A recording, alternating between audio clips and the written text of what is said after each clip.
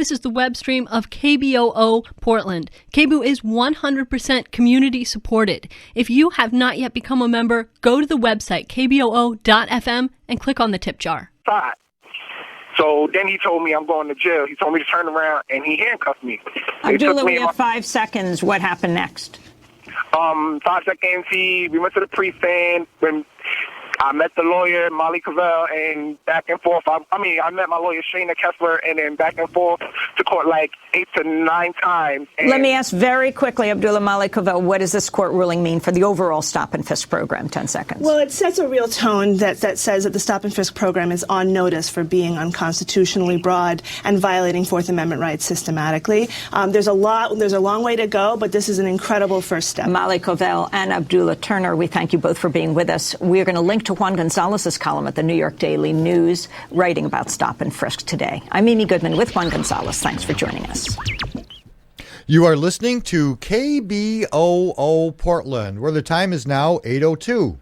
On Wednesday, January 16th, KBOO will broadcast the talk by Michelle Alexander on the new Jim Crow, racism, and the criminal justice system, along with a community forum on police and the Portland community. Listen to the talk live on KBOO Radio from 5:30 to 8 p.m. this coming Wednesday. That would be the 16th on 90.7 FM. Coming up next is Voices from the Edge Talk Radio with host Joanne Hardesty. Today we'll talk about the latest reports on the Portland Police Bureau's drug-free zones. KBOO Community Radio and the Clinton Street Theater presents a monthly film series on the second Thursday of each month. January 10th at 7 p.m., we present the 1988 film Talk Radio, in which a rude, contemptuous talk show host becomes overwhelmed by the hatred that surrounds his program just before it goes national. In your mouth and tell me what we're going to do about the mess this country's in. Talk radio. It's the last neighborhood in town. People just don't talk to each other anymore. Let's go to the first caller. Night Talk. Before the film, we'll hear Carl Wolfson, who will talk about his experience as a talk show host in Portland. And the film will be introduced by a KBOO board member and Wednesday morning talk show host, Lisa Loving. That's January 10th at the Clinton Street Theater at 7 p.m. More information can be found at kboo.fm/KBOO Films.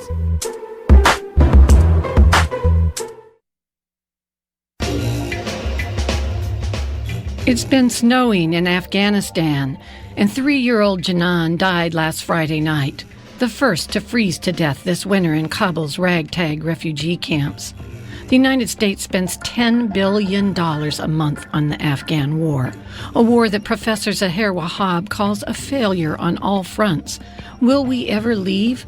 What will we leave behind? Join me, Linda Olson-Osterlund, for a deeper look this Thursday morning at 9:30 a.m. My guest is Dr. Zaher Wahab, back from his work with teacher training in Afghanistan. Tune in to hear his unique and important perspective on Afghanistan 11 years into the war. That's this Thursday morning on a deeper look at 9:30 a.m. right here on KBOO Community Radio.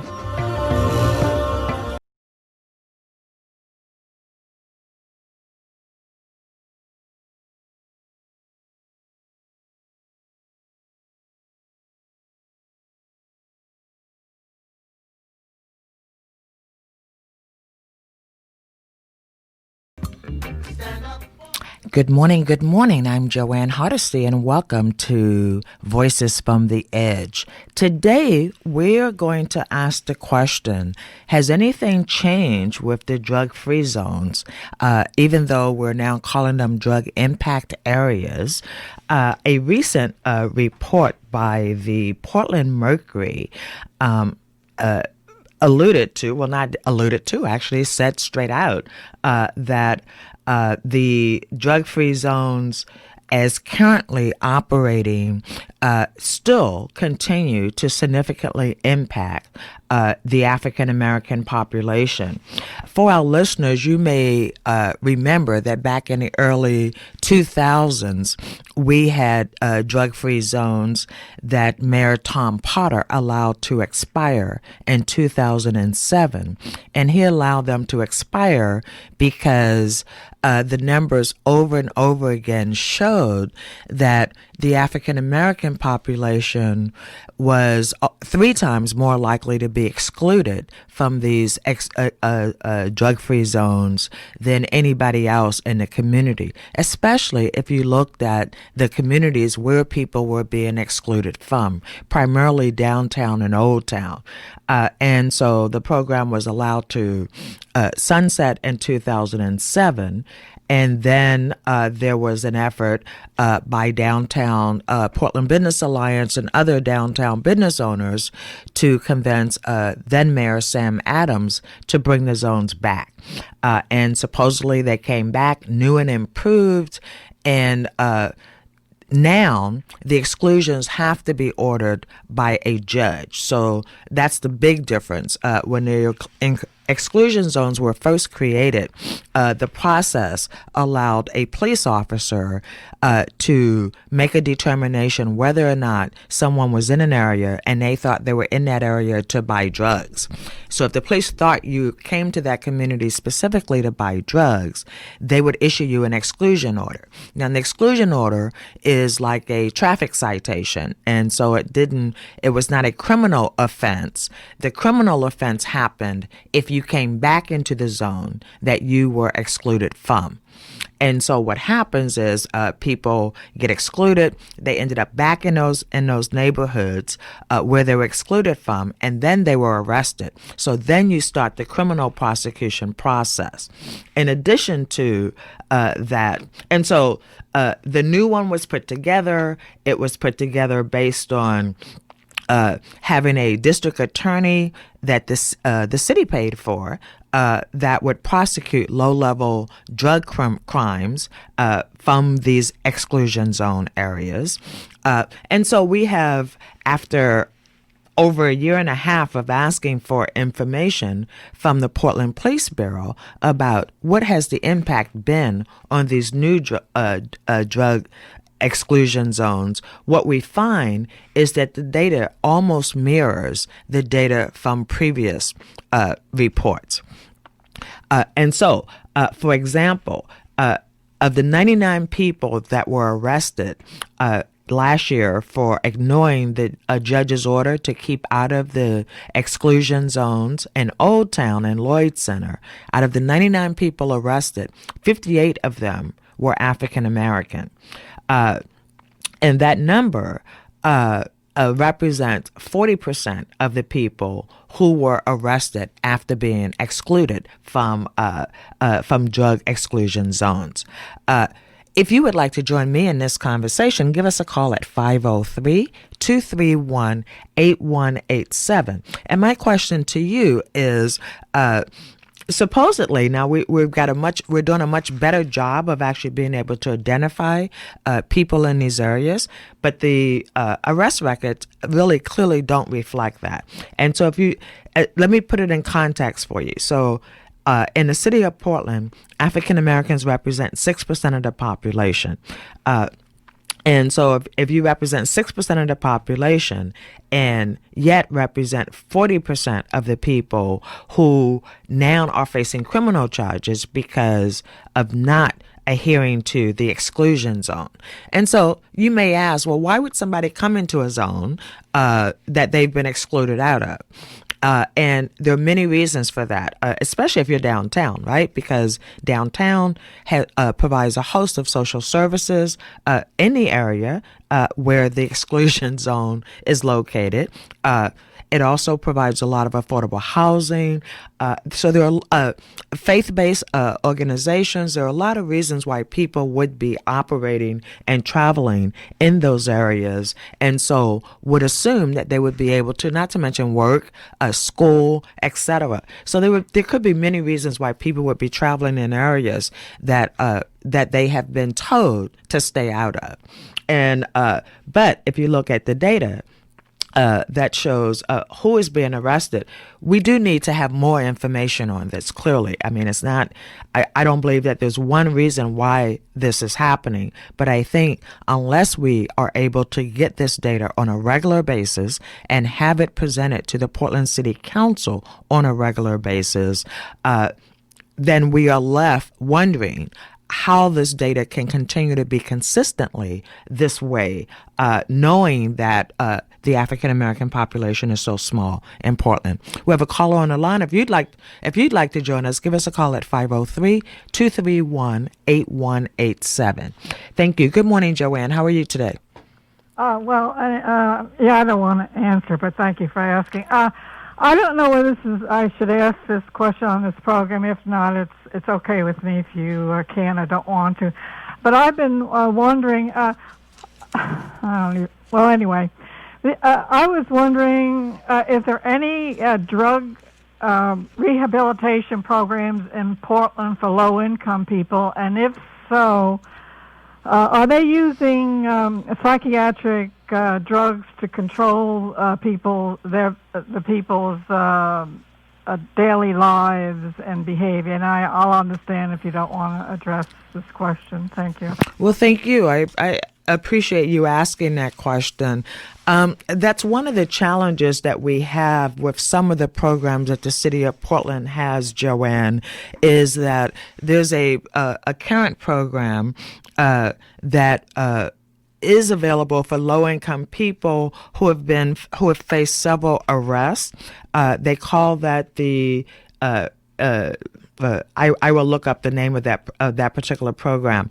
But for this particular program, if you've been arrested a lot of times, then if you plead guilty to a felony, you can get into drug and alcohol treatment. You can get into housing. You can get into job training. But it's one of those side programs that Portland Police Bureau runs for this purpose. And so it's so I can say that as far as controlling people with psychiatric drugs, that's a longer program. That's a much longer program. There's certainly a lot of efforts going on to monitor kind of how how treatment happens, especially for low-income people and people who don't have the ability to advocate for their own best interests. So I hope that helps, Joanne. Otherwise, call me back. We have another caller on the line. Hello, Dave. Welcome to KBOO. Hi, how you doing, Joanne? I'm doing good, Dave. How about you? Oh, good.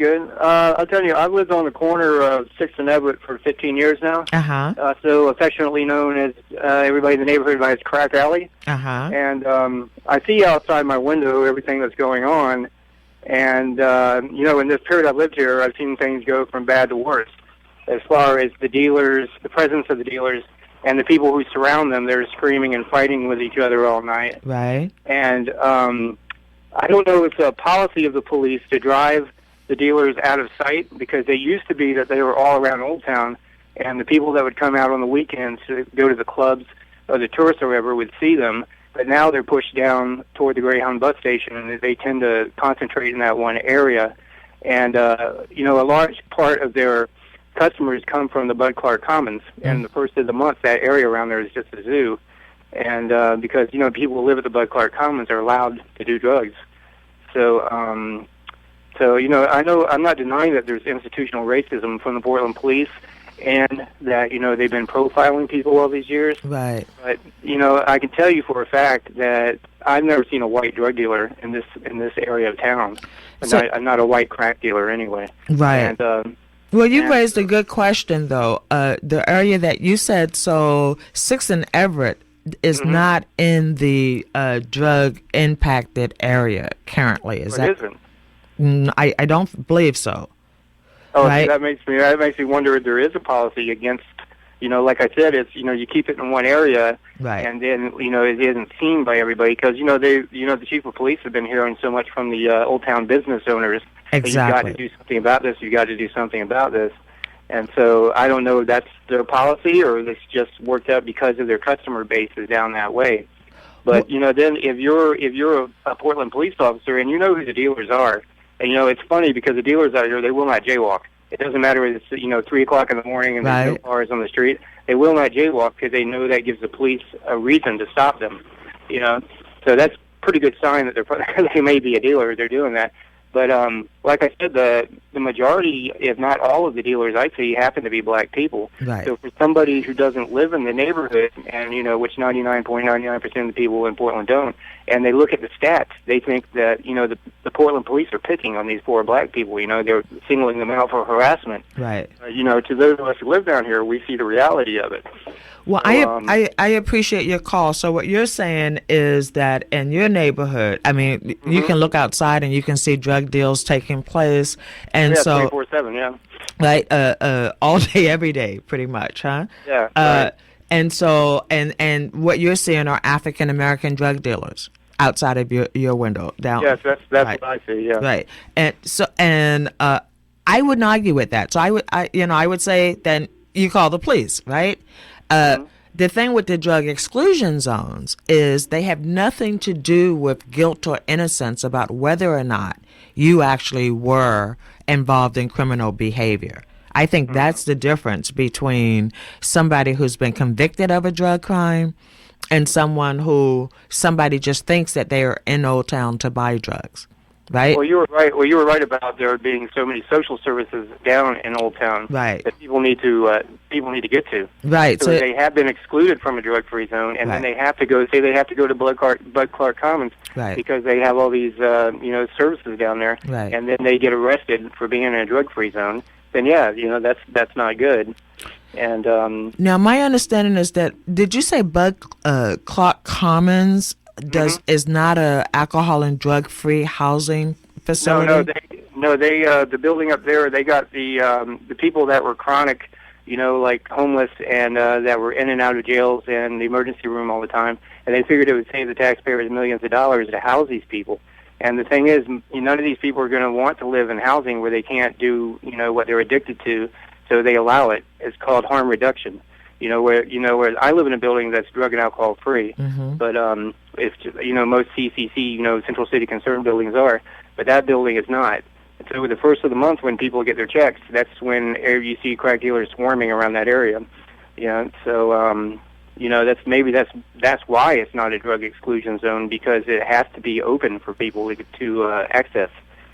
Right. That may very well be, but you do raise a really good point, right? Which is when you just mark off an area and say we're going to target this area for enhanced police enforcement, and we're going to put as many police officers in this area as we possibly can, that really does have an impact on the communities that are closest to it, right? Because it's not rocket science. If if you're standing on this side of the street, the police are going to harass you. And if you go 2 blocks away, the police aren't. You're going to go 2 blocks away. You would think, right? That it would just work out that way.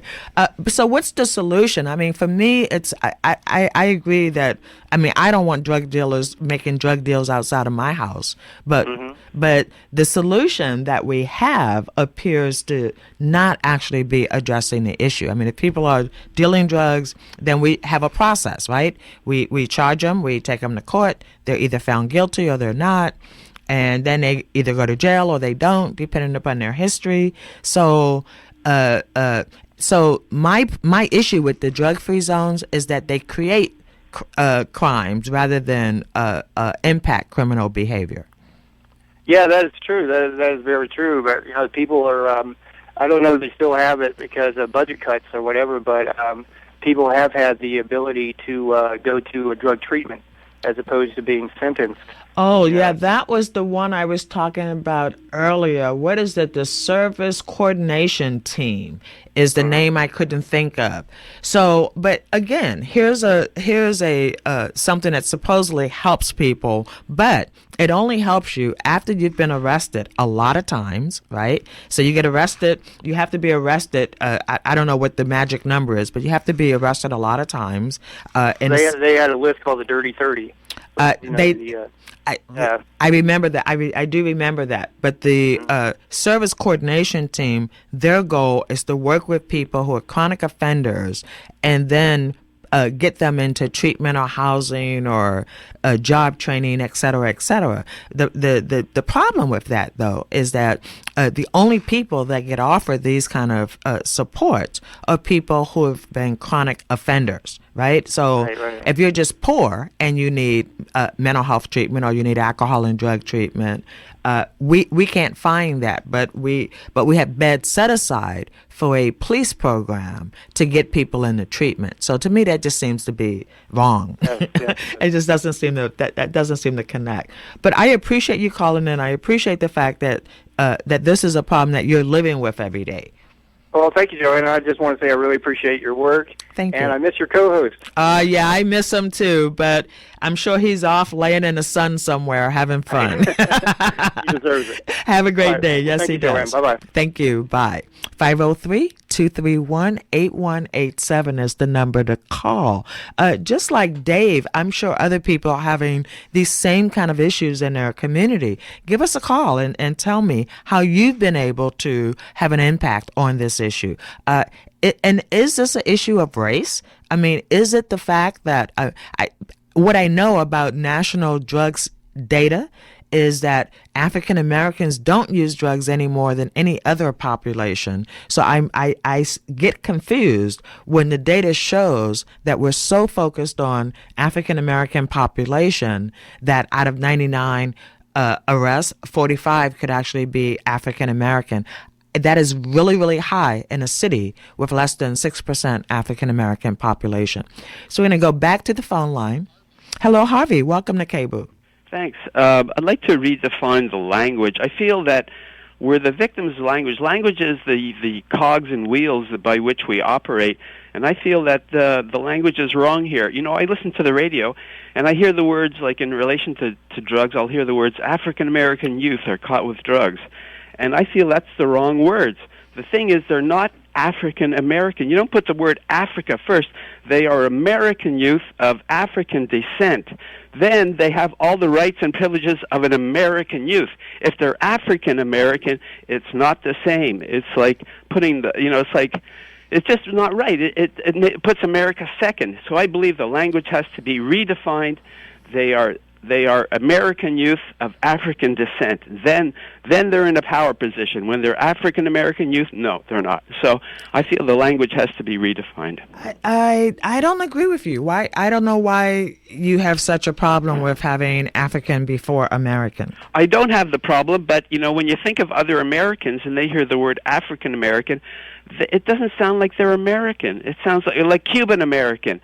They're not, kids who are born here, they're not Cuban American. They're American youth of Cuban descent. It's a whole different way of thinking. It's giving power rather than taking away power. It's giving them American citizenship rather than putting a country or something in front of America. America's first. So I believe that since they are born here, that they are American youth of African descent, and they're just as equal as all of us, and they're not just and they're American is what it is. So I'm putting America first, and just like making everyone equal across the board. We're all American first, and then whatever we are, we're all second. So I think that's really important. That's my point. I would love to continue to talk to you for a couple of minutes because I'm intrigued by the passion that you make your statements with. Yes. And so, do you think just putting American first, somehow we all will become equal? Well, let's take another example. You know, Okay. we call each other black and white. The truth is, there are very few people black and there are very few people white. I myself, I'm kind of reddish, pinkish. I don't know what color you are, but we're not white and black. Now, if you look in the synonym dictionary under the word black, it's everything negative. Black, black-hearted, black, everything, heinous crimes, you name it. You look under the synonym dictionary under the word black, it's negative. You look under the synonym dictionary under the word white, it's everything right. It's like white, pure, pristine, righteous, the right one. And so just by calling each other white and black, we're defining our position, and the black is the one that's not nice. It's like evil. Just look it up under the dictionary. It's everything negative. So once again, under these two words, black and white, we're defining each other, and one defines as really angelic, and the other is the devil. So I think we really have to look at the language that we use to define each other if we're going to be equal. Well, I thank you very much. I appreciate your passion and I appreciate your perspective. Thank you. Have a very good day. Bye-bye. Bye. So I thank you very much. The last caller for his impassioned, Harvey, his impassioned conversation about why we should do away with the labels and just be Americans. I think that will be a conversation for us for another day. The other thing I wanted to say, though, about the drug impact areas, and just like the one of the previous callers mentioned, is the drug impact areas are, because they have their own district attorney that prosecutes those crimes, because the focus continues to be, it appears, on the police making a determination about whether or not someone is in a specific area of town in a specific area of town for the sole purpose of purchasing drugs. You may remember we also had prostitution-free zones, and I think those went away. But there have also been some calls to bring the prostitution zones back. And you may remember they pretty much went away for pretty much the same reasons, because the outcomes of these police actions ended up impacting people of color significantly more than the white population. Are drugs a problem? Absolutely no question. Is the way that we're handling drugs, is this approach to handling drugs solving the problem? I don't think it is. And I think based on one of our previous callers' conversation, Dave, he mentioned how where he lives, he can see drug dealing taking place right outside his window pretty much morning, noon, and night. He said pretty much 24/7, which means that his community is not in the drug-free zone, and so he's not that far from Old Town. So all they've done is move drug dealing from what's visible in Old Town to a couple of blocks away. So it's impacting other neighborhoods. And we heard that during the first time that the drug exclusion zones were in place, was that it doesn't actually solve the problem. It just moves the problem from one neighborhood to the other. So if you would like to join this conversation, feel free to give me a call. The number is 503-231-8187. But of course, we have new political leadership. We have a new police commissioner who has just recently taken office. He is putting together his staff. And so we will be looking forward to having a conversation with Mayor Charlie Hales to find out if he would be willing to make changes to the drug exclusion zones and what his vision is for how we police in a manner that protects and serves the entire population and doesn't negatively impact one segment or the other of the community. And so that's the goal. The goal is to really make sure that if we're going to use systems like this, that they're fair and they're just.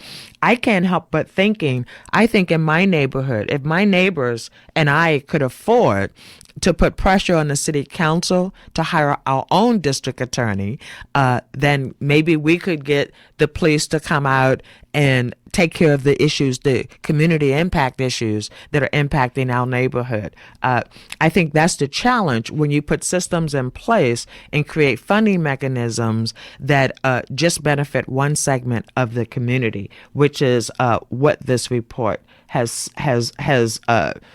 told us has been taking place. And so it's certainly new. My conclusion about the drug-free zones is that they really haven't changed much. You still have the same people targeting the same populations of individuals, and you're still having the exact same outcomes, which are frightening to me. But it is my hope that under this new administration, we will certainly have an opportunity to do more. And I'm looking forward to working with the new administration to make sure that we revisit not just the drug-free zones, but also the program that I spoke of earlier, that if you're convicted a lot, if you have a lot of arrests, then we'll offer you treatment and programming services. We're going to go back to the phone line, but if you want to join the conversation, you can also by giving us a call at 503-231-8187. Good morning, Claude. Welcome to KBOO. I was calling in. I'm a black male, African-American descent, lived in Portland a long time. I'm going to be straight up. I've seen drug deals by white people, black people, Asian people, Mexican people. It doesn't really matter. It's the poverty that's causing the problems. We need to fix this poverty issue first. I like your comments. So how do we... I'm curious. How do we fix the poverty issue? We got to stop this free trade deals because they sent our jobs overseas. And that's what's causing the influx of immigration from the South, is the free trade deals are hurting them down there, so they're coming up here. It's pretty simple that Ross Perot got it right. We heard a giant sucking sound of our jobs after NAFTA. Well, that's a fact, but it's not like we didn't have this problem before NAFTA. Right? Another point I'd like to make is Ollie North and the CIA bringing the cocaine in the 80s and 90s to fund their secret wars of aggression in Central America is the cause of all these problems. I can't argue. I can't argue with you about the CIA and who brought the drugs in and who brings the weapons in and all that. But have you seen? Maybe I should ask you this question: have you seen changes in police behavior in your time living here? Changes in whose behavior? Police. Oh, I'd say kind of. Kind of. There's a black president. They have been a little bit more or less hostile. You think? Yeah. And you think Even though I did get pulled over on a bike on election day when he got elected.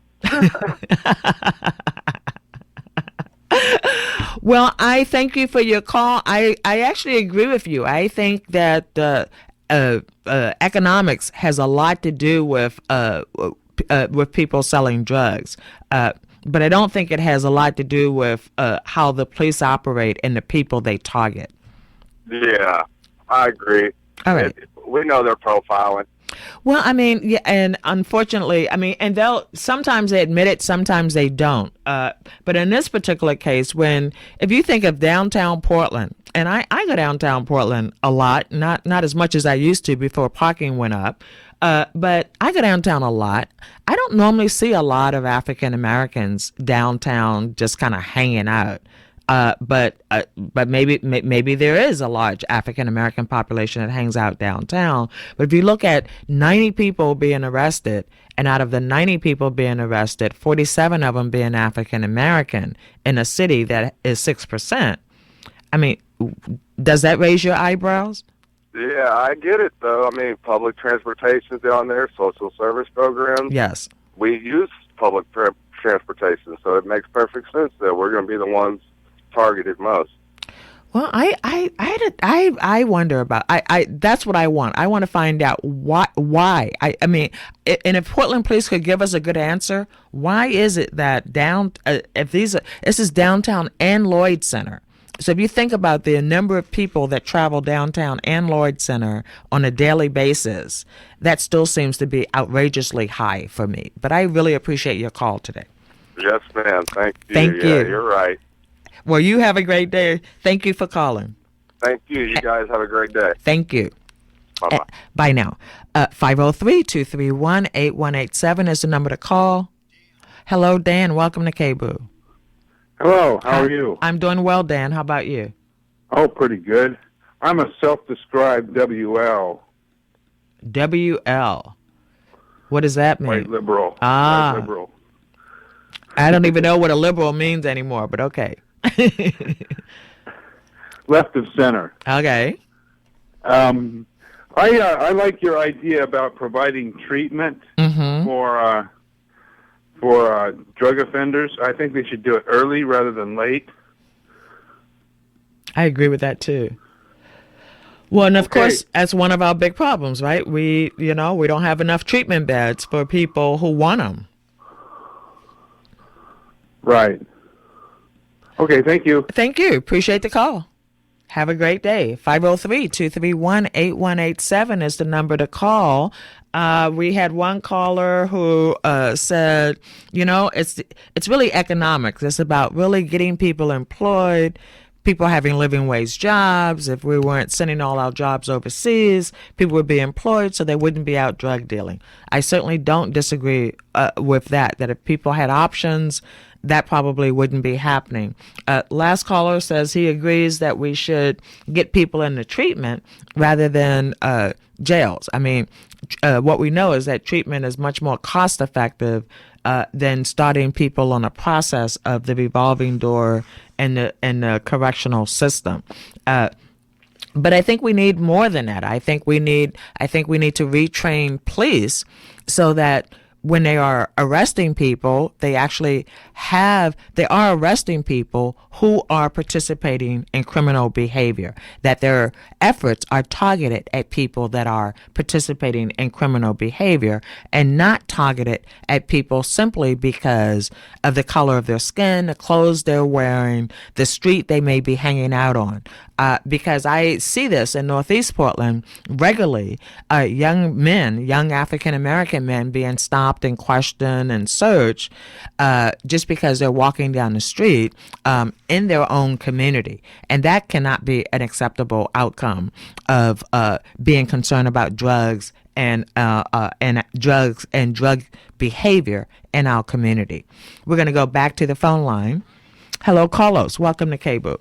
Hi, Joanne. Hey, Carlos. One thing I just wanted to mention something kind of in response to the gentleman who called about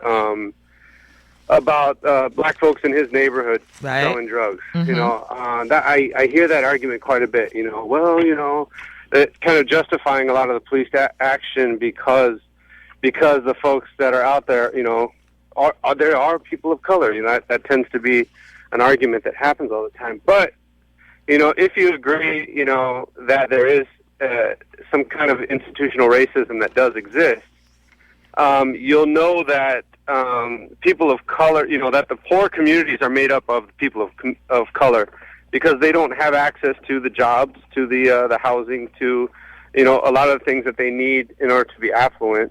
And then if you look in those the communities where people have money, you see white folks. Okay, so. But the thing is that white folks and black folks, or any people of color, use drugs and sell drugs. Right. So if you're a person of color, you're going to be dealing in the community, and you're going to have a different clientele than you are if you are a white dealer. If you're a white dealer, I think the approach tends to be a lot different. It's usually indoors, and it's usually you already have a network of people that are your clientele, and it is a little more acceptable. It's overlooked a little bit, right. But you're also dealing to people that are a little more affluent. So you've got people that are in high positions. That are using and abusing drugs. So you've got a different kind of clientele there. So it's a different kind of I don't know what the word is that I'm looking for, but the distribution looks a lot different there. Right. It's not as visible. It's not as visible. Yeah. Right. It's not as visible if you're on a corner selling $5 bags of whatever. Right. Exactly. Yeah. I certainly understand your point. Well, thank you so much. Yeah. Okay. Oh, did you have something else you wanted to add? Yeah, I was just going to say that, in the poor communities, people tend to be a little more desperate, so their approach tends to be a little more bold. Right. So I think that might explain why you see people out in the street, out in front of people doing that. I really appreciate your call, Carlos. Thank you. All right, thanks a lot. Have a great day. 503-231-8187 is the number to call. Emma, welcome to KBOO. Hello. I have to make this fast because I'm doing two things at once. Okay. Good morning. Good morning. I am an alcohol and drug counselor, and the facility I work at is predominantly the people coming through are Caucasian, and then although there is another, my organization does have another facility where there's where they specialize or have a demographically oriented towards African Americans. So, I mean, it's a wide range, and the commonality is that most people have economic challenges to seeking treatment. Right. And so I'm going to say this very fast and then get off, because as I say, I got something else I have to take care of, too. Probably the story that stands out in my mind, and I've heard repeated very often, is that a person that I was talking to, she'd been sent by her parole officer, by her PO, about 4 or 5 times into treatment, and she didn't take it seriously, and she wasn't going to do a dang thing about it. She was just there because she had to be. So finally, at some point, she decided that, no, I really want recovery. And so she came into the system. Well, she couldn't, because she was not mandated. She had no insurance. She couldn't get treatment when she really did want it. And like I said, I've heard that similar stories or variations on a theme many times. And I'll just end with, to me, that is an indication of a pathological medical and health care, mental health care, and that's the other thing. Mental health is usually almost always a part of that system. That's true. But it's pathological. I mean, this is, to me, it's a totally insane system. But with that said, I thank you very much for allowing me to vent, and have a good day. Thank you so much, and you too. Thank you for what you do. 503-231-8187 is the number to call. Hello, Jennifer. Welcome to KBOO. Oh, thanks a lot. First of all, I just want to address the state of the police, or the police state, really. Right. Yeah, this experience, and I think we're able to all see that on television, especially those of us who live out in the burbs, or experience, with the Occupy movement and the protests, in downtown Portland, peaceful ones, and when I myself participated in that, and I was just so shocked at the behavior and how militarized our police is. Yes. It's just unbelievable. I know this is happening. This is what's going on across the nation, and especially with, dovetailing into, what Amy Goodman was just talking about on her show, the Frisk. But I really wanted to bring attention to the book by Michelle Alexander, The New Jim Crow. And I've heard her speak on alternative radio, one of her lectures, about the institutionalized marginalization, the segregation of the black population, multiple arrests, and what that does to the person as far as their access to employment, their access to a lot of the social, the rights that the white population has. It's in a new form, and I think that's just another, with the arrest rates being so high of African Americans in Portland, even though they're such a small population. I just think that really illustrates what's going on in our society. But she has a great book out right now, The New Jim Crow, and I think she's going to be in Portland at some point. Actually, you've given me a wonderful segue in order to say, well, yes, she will be in town. She will be in town next Wednesday, January 16th, as part of PCC Cascade program. And we actually, KBOO, will be live streaming from that program for people who can't make it. It will be at Emmanuel Temple. The doors open at 5 for a community fair.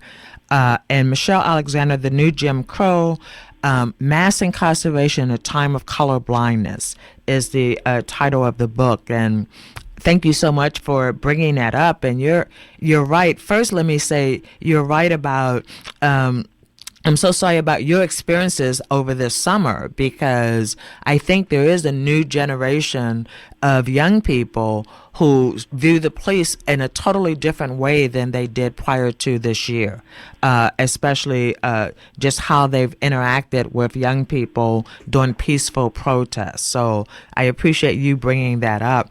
And you're also right that Michelle Alexander in her book talks about communities where 80% of the African American male population are either on a parole, probation, or under some kind of control of the Department of Corrections, which means that you have whole communities where you have African American men who don't have access to jobs or health care or housing or education support, et cetera, et cetera. But the book is really phenomenal about laying out how we got from supposedly freedom to being the largest incarcerator of individuals around the world. Yeah, thanks a lot. Thank you. I really appreciate your call, and hopefully you'll be at the program. Oh, I hope so. Oh, Thanks. excellent. Thank you for your call. Bye now. 503-231-8187 is the number to call. We here at KBOO are really getting excited about the Michelle Alexander program. And as I mentioned just a little while ago, we will be live streaming her talk in a community panel. So January 16th at Emmanuel Temple, which is located at 1033 North Sumner. The doors will open at 5 for a community fair.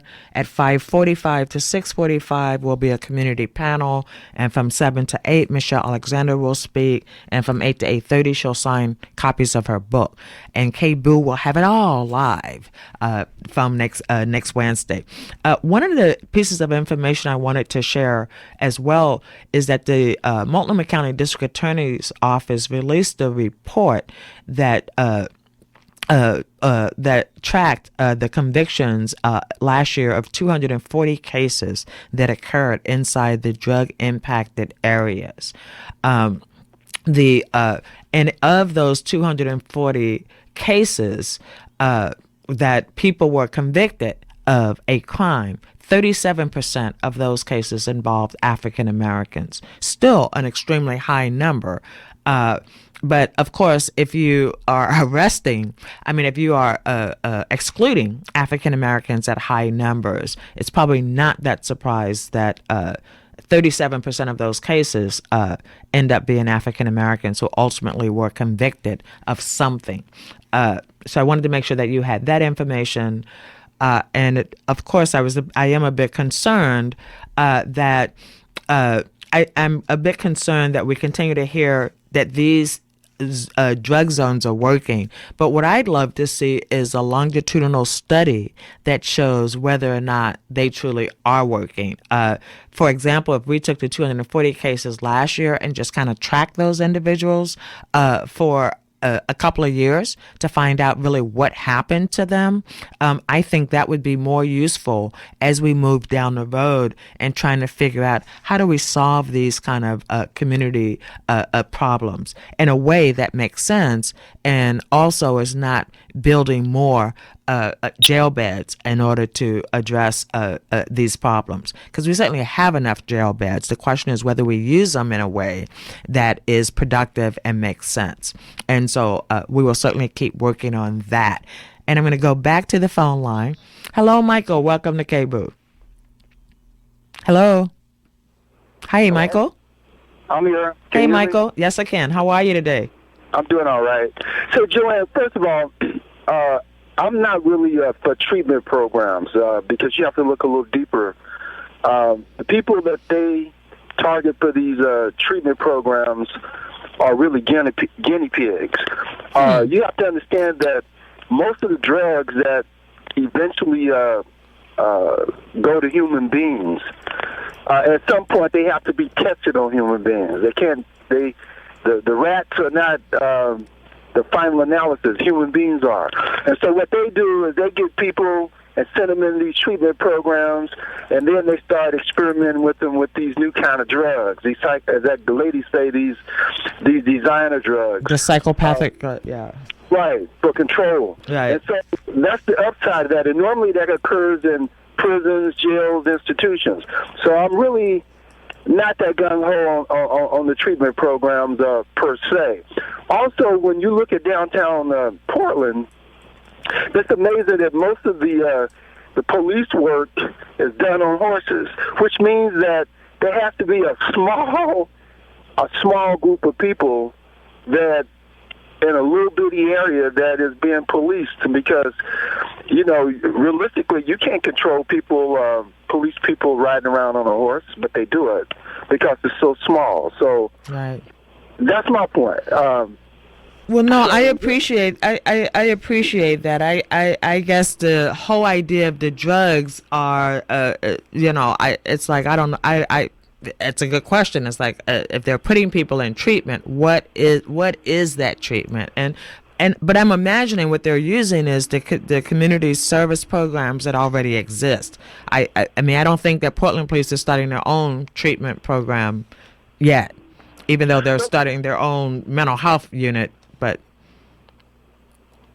no, I hear what you're saying, Michael. I think that's a very valid point. Is that I would be concerned. I would be concerned with going into a program that I was forced into by the police. I just wouldn't trust that. Well, you know, that's pretty much all I have. You know, the thing about downtown Portland is that most of these people down there that sell drugs, they sell drugs to each other. It's not too many people like that guy say from a business category, a more affluent section of society is not going to go down to Old Town to buy drugs. Right. So they're selling drugs to each other down there, and that's pretty much all I have to say. Well, I agree with that. I mean, I think that's right. I think if you're talking about a place where low-income people hang out, and that some of them are dealing drugs, I think you're absolutely right that they're not. They're selling it to each other as compared to, you know, like setting up a stand and selling it to anybody and everybody who walks up. So the question is, since there's so much effort being placed on this tiny little segment, low income type of individual downtown Portland, what's the end game on that? Why are they concentrated on that little bitty segment? Well, because the Portland Business Alliance, the business association that operates downtown, put pressure on the previous mayor to reinstitute these drug exclusion zones. So that's why. That's exactly why they're targeting on Old Town. Oh, okay. Yeah. All right. Anyway, I'll talk to you later. All right, Michael. Thank you very much. Have a great day. 503-231-8187 is the number to call. You could possibly squeak in and be one of the last callers for this program.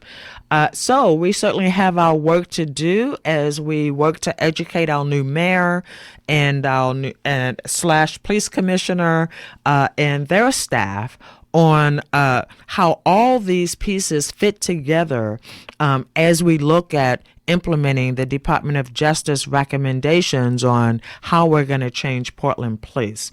And that process is ongoing as well. And you may know that this week was the deadline for people at the federal courts who wanted standing in the case with the U.S. Department of Justice in the city of Portland to have their deadline. The deadline was the 9th for them to get their information in. The next deadline coming up around this settlement agreement is January 22nd. January 22nd is the deadline for input into the fairness hearings that will take place in the next couple of months. So that the public will have an opportunity to have input into the agreement that has been signed by Portland Police. The City of Portland and the Department of Justice. And this, of course, relates back to the investigation of Portland Police into their patterns and practices of behavior. And the Department of Justice did find that Portland Police in some cases use excessive force against people who are mentally ill or people perceived to be mentally ill. And so now it's in the hands of federal Judge Simpson. who is taking comment and input, and January 22nd is the last date he will take input for recommendations into how the fairness hearings should take place in our community as we move forward. And I will make sure to keep you updated on how that process is moving along and when and where the public will have opportunities to engage with the federal courts to ensure that the community's voice is incorporated into any settlement agreement that ultimately is signed by the federal judge. And so we're going to go back to the phone line. Hello, Dan. Welcome back to KBOO. Yeah, hugs, not drugs. Thank you. I don't know what Dan said, but... Oh, is that what he said? So I want to thank the fabulous callers today. It's wonderful when we get to hear from so many new callers. We love it when new callers call in. Today was one of those kind of interesting shows where other than one caller, everybody else were callers that don't call regularly, and I thank you very much for that. I thank you for the input and the insight that you have provided. Next week, we will be talking to City Commissioner Amanda Fritz on what her expectations and goals are for her new 4-year term and what her priorities will be and how she thinks this new city council will be different from the previous city council. So we'll look forward to that next Thursday from Voices from the Edge. And of course, one more time, I want to remind you of the Michelle Alexander program that will take place live at Emmanuel Temple Church on January 16th. The doors will open at 5 for a community fair. At 5:45 to 6:45 will be a community panel that will include Dr. Leroy Haynes, Reverend Kate Lohr, a young man from PCC Cascade, and myself, and then Michelle Alexander will talk from 7 till 8 p.m. and then from 8 to 8:30 she'll sign her book. And so we're really excited and really looking forward to having Michelle Alexander in town for that event. And so we're certainly looking forward to having that opportunity. I'm looking forward to talking to Amanda Fritz next week and finding out just, how excited I should be about this new city council and what's going to be taking place with that. And finally, on the drug impact areas, I just want to say that I think we should all be paying attention. We should demand reports at least once annually. And I am so thankful that the Portland Mercury stayed on this and asked 3 times before they finally got the data that shows us what we already know, that segments of our community are targeted for police actions, and those community members who are targeted are significantly impacted, as well as their broader community and family members, because it creates this mistrust that actually continues throughout our community. So it has certainly been interesting talking about this and learning more about the drug impact areas, and I'm looking forward to it expiring again, even though there's not a sunset on it yet. Maybe that will be one of the requests of this new city council. And so, once again, this is Joanne Hardesty. You've been listening to Voices from the Edge. I look forward to seeing you next week. Coming up, Teresa Mitchell, the news you're not supposed to know. Have a great day.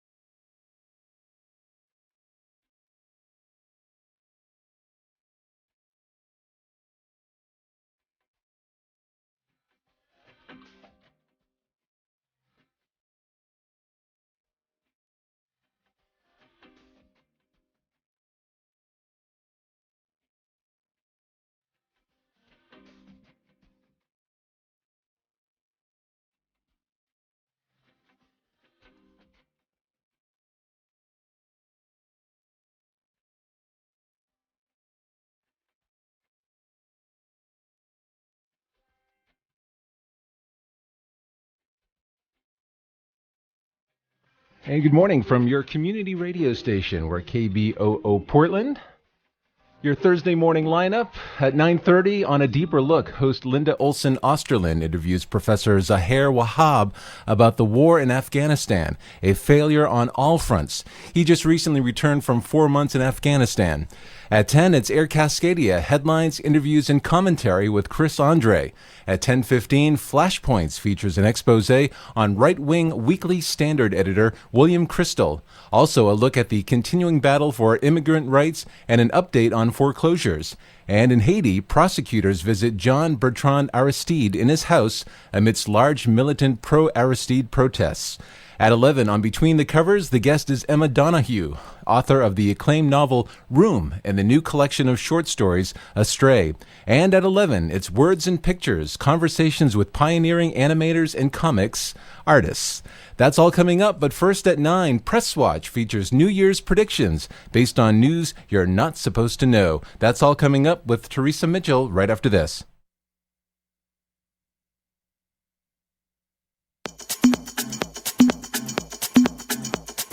Hi, this is Joanne Hardesty. Join me on Thursday, January 17th from 8 to 9 for a conversation with City Commissioner Amanda Fritz. What are her priorities for this new term? What are your questions for her? Please join me on Thursday, January 17th from 8 to 9 for Voices from the Edge on KBOO.FM, Portland.